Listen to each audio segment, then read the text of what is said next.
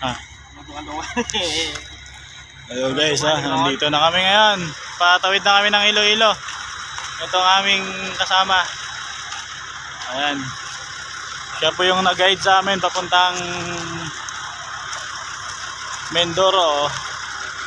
Kaya patawid na po kami. Thank you po sa lahat na tumulong, lalong-lalo na dito sa port ng Roxas. Roxas Mindoro Oriental, no? Ayan guys, at maraming salamat. Kung hindi dahil sa kanila, hindi kami nakatawid, no? Bali Miyerkules pa sana ang schedule namin, pero ginawa ng paraan ni Ate Maricel na makasakay kami. Thank you po, shout out po sa inyo Ate Maricel, no? Ito po ang buhay ng isang lineman. Shout out po sa inyo, sa lahat ng mga tumulong dito, lalong-lalo na na tumulong na isang driver sa amin, sumabay papuntang galing Batangas hanggang dito po, tinuro sa amin lahat, no, kung anong pasikot-sikot dito sa pier, no.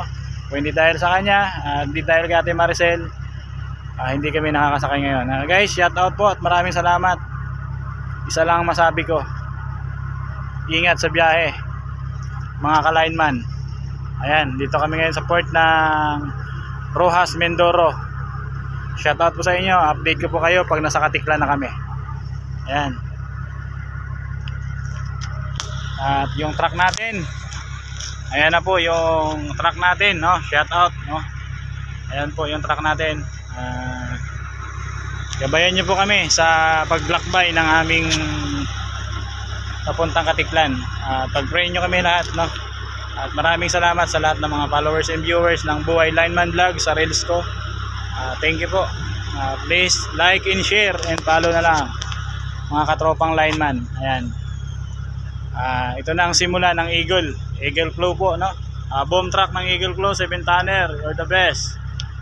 Thank you po, maraming salamat.